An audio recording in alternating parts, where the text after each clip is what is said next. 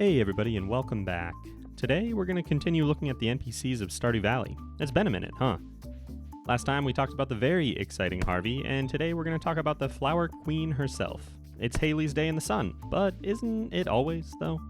Haley gets a lot of flack for being, well, Haley to new players, but I really do think that she's one of the top tier marriage candidates in the game, if you can handle getting there. When you start the game, Haley provides one of the least friendly introductions, surpassed only by probably Shane. But honestly, I think people hyperfixate on Haley more than any of the other marriage candidates who also act rude to you in the beginning. No one is exceptionally kind to you in the beginning, and if we stick with our first impression, I think most of us would only be friends with a select few members of the community. Even Linus, who is one of the most beloved NPCs in Stardew Valley, basically tells you to leave him alone at the beginning of the game, and no one is shooting eggs at his head for fun. Besides, at least in my opinion, one of the best attributes in a person is their ability to grow from their experiences. And there is no one in Pelican Town who changes more over the course of their heart events than Haley. Before we get too far here though, I just want to remind you that if you like the videos I make and want to know when more content is coming, make sure to subscribe to the channel. And if you really want to help with the algorithm, feel free to leave me a comment below about how I'm white knighting or I'm a Haley apologist or whatever down below. Anyway, Haley lives with her sister Emily at 2 Willow Lane in a house that definitely could not support a family of 4 in its current layout, despite their parents merely being on vacation. No matter how long you play, their parents will never, ever return to the valley, which gets a little weird after like 3 years, but okay. While Emily works at the saloon for an ungodly number of hours for a part-timer, Haley kinda just floats around the town. She takes pictures by the lake, relaxes on the beach, and spends time with Alex. Despite her hostile early dialogue, this is actually my biggest pet peeve with Haley. Abigail is taking classes online, and every other marriage candidate is working in some way to provide for their household. Except maybe Elliot and Leah, whose stories in later heart events revolve around monetizing their creativity. And I mean, who would do that? What kind of weirdo tries to make money from their hobbies? That is such a quick path to burn out and come to resent the things you once enjoyed. And isn't it crazy how I used to do these videos once a week? Weird. But Haley doesn't really do anything to support her family. At 2 Hearts, she even argues about having to do one chore around the house. Emily calls her out by saying she does way more for the two of them before the ball is put in your court for some reason. Haley will eventually agree to help out in the tiniest way possible, but this is not a good look for her. And if this were how Haley acted for the entirety of the game, I would understand why people have such strong feelings about her. Like if I were single and moving to a new town and I hopped on Stardew Valley's version of Tinder, the wiki, and on our very first get to know you event, some girl asked me why her sister makes her help clean the house, I would simply move on and hang out with someone a little less whiny. Pretty much all of the dialogue around this point is rude, conceited, and self-centered. And if this is where you checked out on Haley, I kinda don't blame you.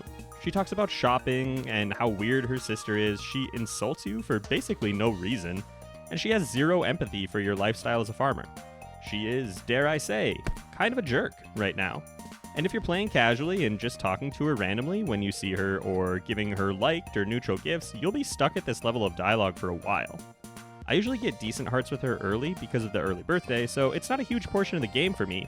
But let's be real, if a normal human in your everyday life treated you the way that Haley treats the farmer, you just simply wouldn't want to get any closer to her. That's a fact. Unless you're into that, in which case, you know what, go wild, friend. But I also have to wonder if her dialogue at lower heart levels is at least slightly affected by the lack of her parents. We know that they're not coming home anytime soon, but how long have they actually been gone? Emily will tell you they've been gone for 2 years in her dialogue, but that dialogue never updates with the passing of time, right? So is 2 years just kind of a fill-in? Did they disappear from Haley and Emily's lives frequently? I don't want to get too deep into the weeds here, but Haley shows an initial hesitance to display any kind of emotional intimacy. It actually takes a while for her to warm up to you, and I'm curious if that might be because she's used to the people close to her not really being present.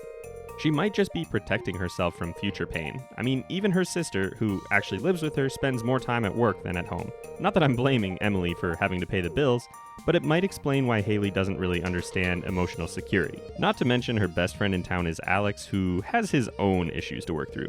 It just really reinforces to me that the whole town needs a therapist. Her 4 Heart scene isn't exactly a turning point for Haley either. In fact, it's kind of just a throwaway event for me. You show up, she asks if you're strong, you can say yes or no and gain or lose friendship with her, but I mean, you open the jar either way. Then the next day, she gets a tool to open jars in the future.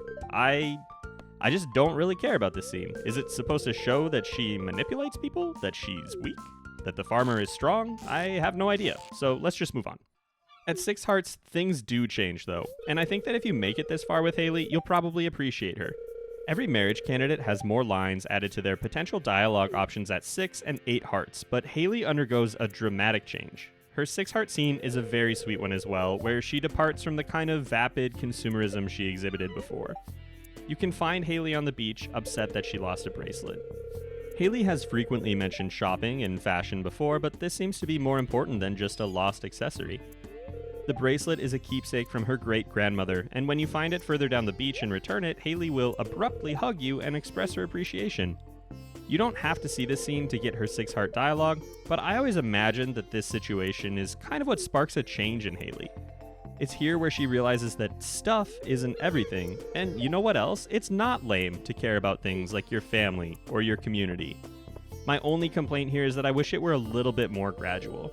But since you probably don't talk to her every day in a casual playthrough, it might not be super apparent that she has done a complete 180 and now appreciates the country life.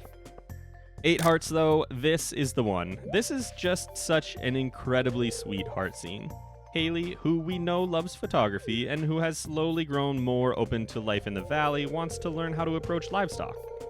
Over the course of several pictures, you see her approach, feed, and climb on a cow, then fall in the mud.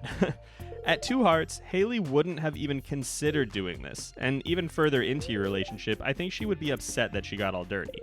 But at this point, she's finally coming around to the idea that a pristine, manicured lifestyle might not be something she wants to strive for. She still doesn't get a job, though. So we've seen what I consider to be the most important pre-marriage heart scenes. The 10 heart scene is cute, but that's kind of all it is. You check out her dark room and have the chance for a little smooch. Nothing groundbreaking here, but Hayley's post-marriage heart event is fabulous. Here we have the mean girl who didn't care about anything but shopping, the beach, and being hot, and she wants to give back to her community. She puts together a cakewalk, which is something I have never heard of before this. A bake sale meets musical chairs, kind of.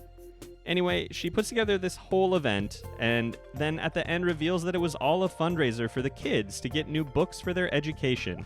Hayley has never shown this kind of initiative before, so it's really heartwarming to see her not only talk about taking an interest in the community, but actually follow through by doing more for the kids than, Mayor Lewis ever has. Like seriously, this event doesn't change anything in the world, so it's not as impactful on gameplay as Alex's, for example, but it is so sweet.